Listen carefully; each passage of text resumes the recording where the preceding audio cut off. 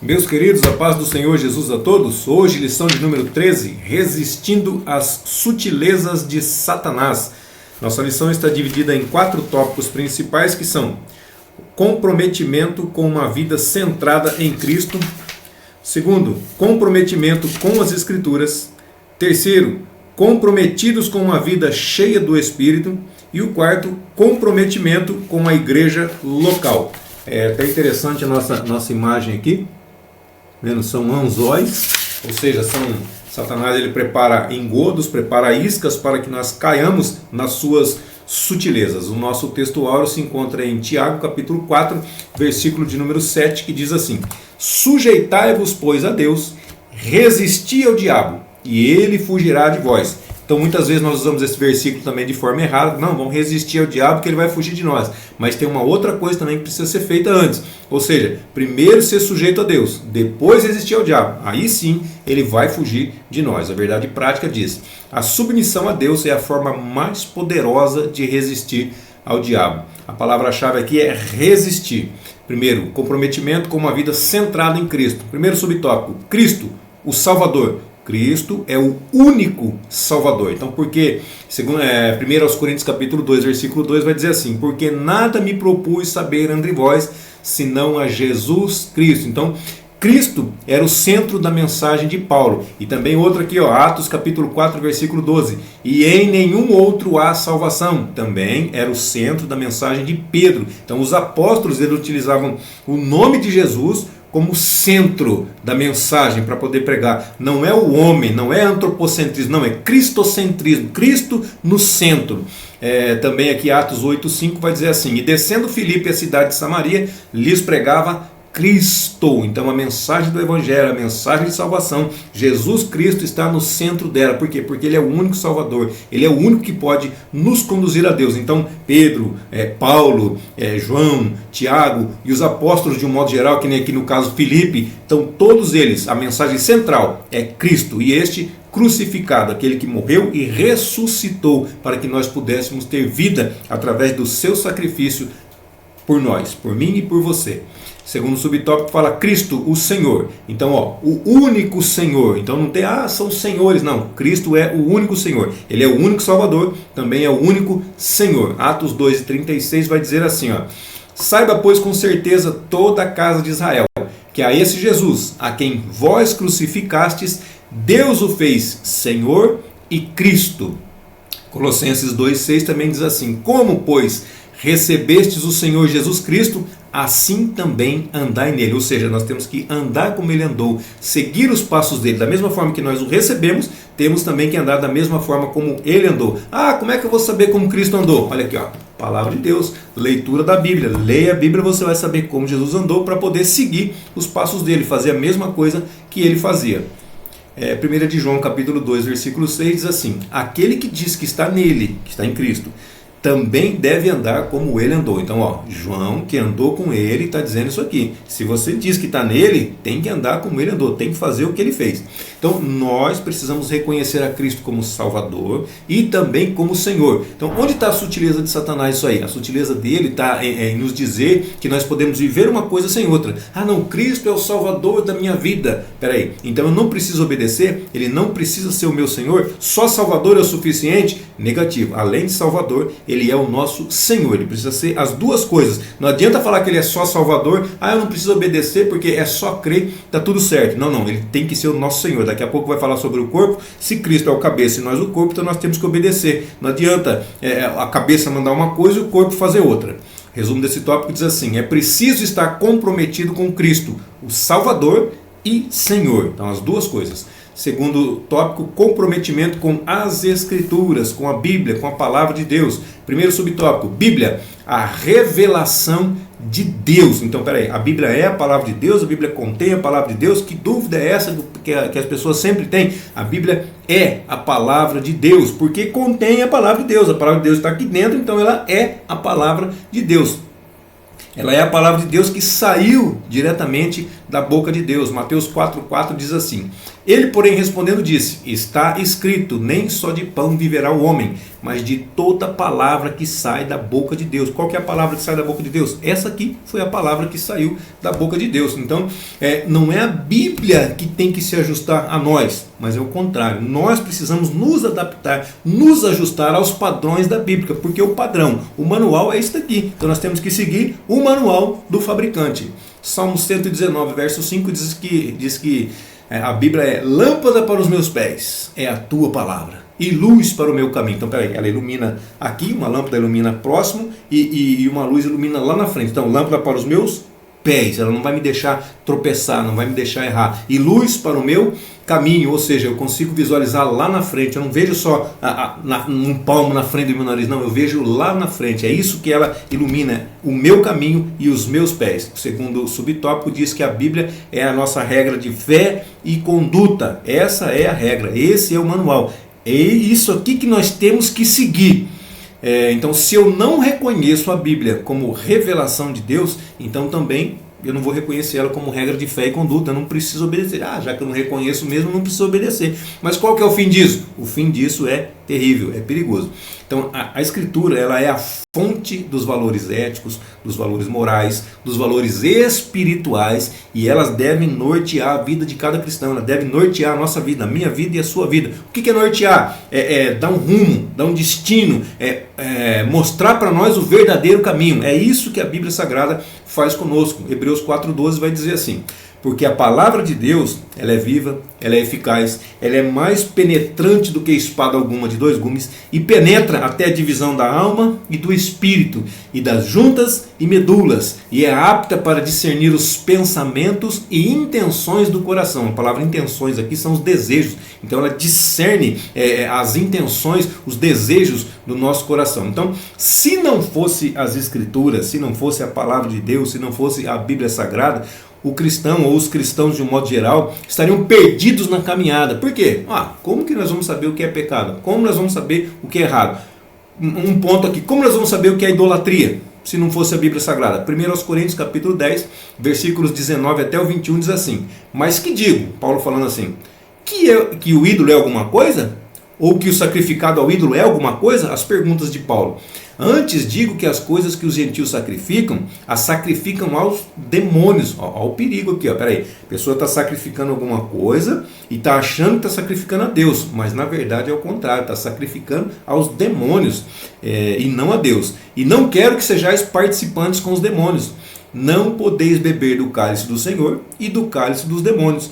Não podeis ser participantes na mesa do Senhor e da mesa dos demônios. Ou seja, se só existe um Deus, a sua palavra é fiel e verdadeira. Ela é a nossa regra de fé e conduta. Se o Evangelho Jesus Cristo veio, morreu por nós, ressuscitou, pagou a nossa conta e agora nós começamos a adorar a Deus e também oferecer sacrifício a outros deuses, ou nos ajoelhar perante algum ídolo, alguma estátua, alguma foto, qualquer outro tipo de coisa. Peraí, é Jesus e mais alguma coisa? Não, é só Jesus. A mensagem dos apóstolos, lembra que a gente acabou de falar? A mensagem dos apóstolos é Cristo e este crucificado. Então não tem outra coisa. Não adianta sacrificar outra coisa achando que está fazendo para Deus, que na verdade está fazendo para os demônios. É o que Paulo está dizendo aqui.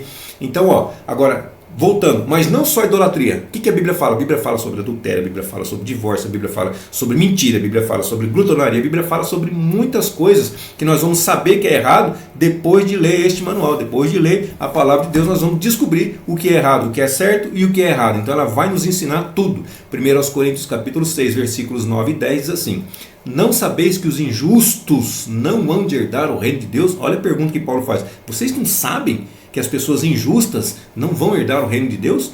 Não erreis, nem os devassos, nem os idólatras, nem os adúlteros, nem os olha a lista que ele vai fazendo aqui, nem os efeminados, nem os sodomitas, nem os ladrões, nem os adúlteros, perdão, acho que eu voltei aqui, né? Nem os avarentos, nem os bêbados, nem os maldizentes, nem os roubadores herdarão o reino de Deus. Isso aqui é uma das listas que Paulo faz. João também faz uma lista. Então, em outros pontos da Bíblia nós vamos ver outras coisas que vão ficando de fora da cidade santa, de fora da presença de Deus. Por exemplo, olha o que João colocou aqui em Apocalipse 22:15. Mas ficarão de fora. Fora da onde? Fora da cidade, fora da Jerusalém celestial. Ficarão de fora os cães, os feiticeiros, os que se prostituem, os homicidas, os idólatras e qualquer que ama e comete a mentira. Então, só falando da mentira aqui, aquele que ama a mentira e aquele que comete a mentira. Por que ele colocou mentira duas vezes aqui? Porque aquele que ama é aquela pessoa mentirosa, aquela pessoa que mente por prazer. Esse aí ama mentira. Qualquer coisa, chega alguém na casa dele, ele não quer receber, fala assim, fala que eu não estou, ainda faz o outro mentir. Ele não só mente, mas fala o outro mentir. Liga para ele e fala assim, não, diz que eu não estou, diz que você não está perto de mim. Ele, além de mentir, ainda faz o outro mentir. Esse aí ama mentira.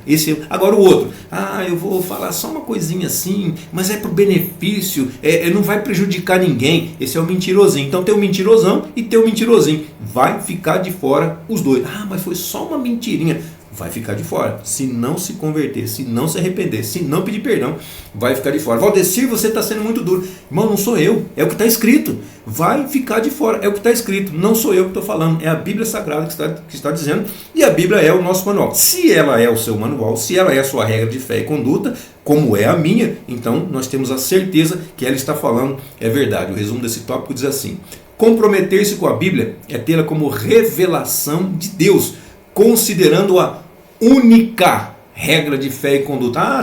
Tem livros, tem outras. Não. A regra de fé e conduta é a Bíblia Sagrada. Os livros são apoios, são compêndios, são compilações feitas para nos ajudar a compreender a palavra de Deus. Mas, autoridade de um livro e da Bíblia. A Bíblia é a autoridade máxima, o livro é para ajudar a compreender. A Bíblia é a autoridade, a Bíblia é o manual. Terceiro tópico, comprometidos com uma vida cheia do Espírito Santo. Primeiro subtópico, o Espírito Santo no plano da redenção. João 16:8 diz assim: e quando ele vier, Jesus está dizendo assim, quando ele vier, ele quem? O Espírito Santo, quando ele vier, convencerá o mundo do pecado, da justiça e do juízo. Então, peraí, quem que convence o mundo do pecado, da justiça e do juízo? É o Espírito Santo, é Ele que convence todo pecador. Então, quando eu prego, quando eu falo de Jesus, quando a minha mensagem é cristocêntrica, quando eu falo de Jesus Cristo, este crucificado, este morto e este ressuscitado, quando eu falo dele, e lógico que eu quero que a pessoa aceite a Ele, que a pessoa receba Ele, mas o que acontece? A pessoa não recebe, não aceita, não dá bola, não presta atenção, mas eu não preciso me preocupar com isso. Eu preciso me preocupar em pregar, eu preciso me preocupar em falar a verdade para a pessoa, para ela conhecer a verdade, para ela saber, para ela poder ter uma escolha. Quem faz a obra é o Espírito Santo. Quem convence é o Espírito Santo de Deus.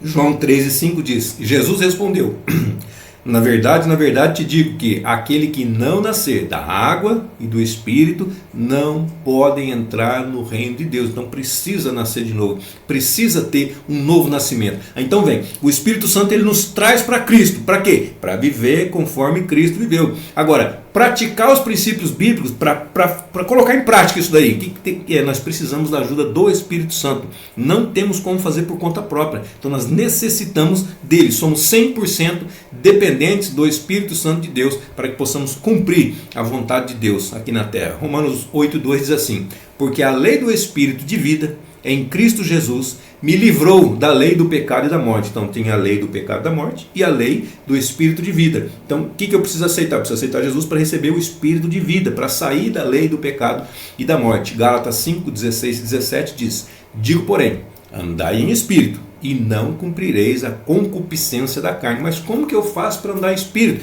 Buscai as coisas espirituais. Tenha o seu devocional diariamente. Nós precisamos meditar na palavra de Deus, nós precisamos orar, nós precisamos buscar, nós precisamos clamar, nós precisamos interceder, nós precisamos fazer a obra de Deus, nós precisamos jejuar, nós precisamos muita coisa que tem para fazer na obra de Deus, nós precisamos fazer, nós precisamos buscar, nós precisamos adorar o Senhor. O 17 diz: porque a carne cobiça contra o Espírito e o Espírito contra a carne, e estes se opõem um ao outro, para que não façais o que quereis. eu não faço o que eu quero, por quê? Porque tem sempre essa briga dentro de nós. Quem vai vencer essa briga? Aquele que for mais alimentado, aquele que estiver mais forte, é o que vai vencer essa batalha diariamente. É todos os dias, tá? É todos os dias, não é, hoje tem batalha, amanhã não tem, hoje eu estou de boa. Não, nunca nós estamos de boa. Por quê? Porque o diabo, 24 horas por dia, ele está maquinando alguma coisa, é uma cilada, uma sutileza para poder nos pegar. Então, sem o Espírito Santo é impossível vencer as sutilezas do diabo. O segundo subtópico diz a vida cheia do Espírito Santo. Então tem vários versículos aqui, segundo aos Tessalonicenses 2,13. Mas devemos sempre dar graças a Deus por vós, irmãos amados do Senhor, por vos ter Deus elegido desde o princípio para a salvação, em santificação do Espírito e fé da verdade. Então Deus, ele já nos elegeu você e elegeu a mim. Nós já somos eleitos do Senhor, nós só precisamos receber, só precisamos tomar posse dessa eleição. 1 de Pedro 1,2. Eleito segundo a presciência de Deus, em santificação do Espírito para a obediência e aspersão do sangue de Jesus Cristo. Graça e paz vos sejam multiplicados. Ó, Pedro de novo aqui falando que nós já fomos eleitos pela presciência de Deus, pelo pré-conhecimento de Deus. 1 de João 1,7, um outro versículo que também é utilizado de forma errada, que a pessoa diz assim: o sangue de Jesus Cristo me purifica de todo pecado. Olha o que o versículo diz de forma completa. Mas se andarmos, condicional, se andarmos na luz, como Ele na luz está, temos comunhão uns com os outros, e o sangue de Jesus Cristo, seu Filho, nos purifica de todo pecado. Então, peraí, nós precisamos andar na luz, nós precisamos ter comunhão uns com os outros. Aí sim o sangue de Jesus Cristo vai nos purificar de todo pecado. Falar que o sangue de Jesus nos purifica de todo pecado é até uma heresia. Por quê? Porque tem condições. Se nós andarmos na luz, se nós tivermos comunhão uns com os outros, aí sim que o sangue de Jesus vai nos purificar. Romanos 8,13 diz: porque se viverdes segundo a carne, morrereis, mas se pelo Espírito mortificardes as obras do corpo, vivereis. Então nós temos que matar a carne, não é matar o corpo próprio, não é dar um tiro, não é se suicidar, não é nada disso não, tá? É mortificar os desejos carnais, para que nós possamos andar em Espírito, para que o Espírito possa vencer essa batalha diária. Efésios 5, 18 e 19 diz assim: não vos embriagueis com vinho em que há contenda, mas enchei-vos do Espírito. Aqui ele faz um contraste. Qual que é o contraste? Tem pessoas que se embriagam de vinho, para quê?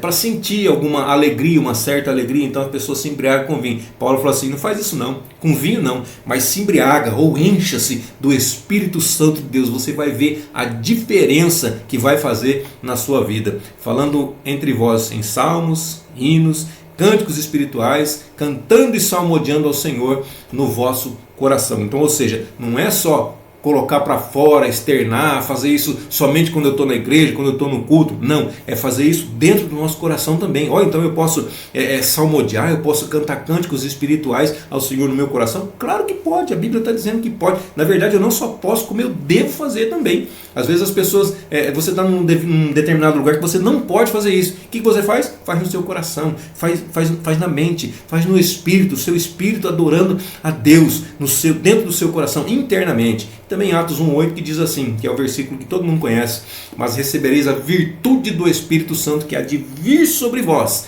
e ser-me-eis testemunhas, tanto em Jerusalém como em toda a Judéia, Samaria, até aos confins da terra. Então, aceitou Jesus, já recebe o Espírito Santo de Deus. Aí tem que buscar o batismo para poder ser revestido de poder. Quando somos revestidos de poder, aí nós podemos ser testemunhas do Senhor Jesus. Aqui, nosso bairro, nossa cidade, da nossa rua, no nosso estado, no nosso país e também até os confins da terra, então, outros continentes, outros países e assim por diante. Resumo desse tópico diz: é preciso buscar uma vida cheia do Espírito Santo, em que somos conduzidos e dirigidos por Ele. A direção é dele, Ele quem dá o norte, Ele quem dá o destino, o caminho, o rumo, Ele quem diz por onde devemos andar. Mas como que Ele fala isso? Através da sua palavra.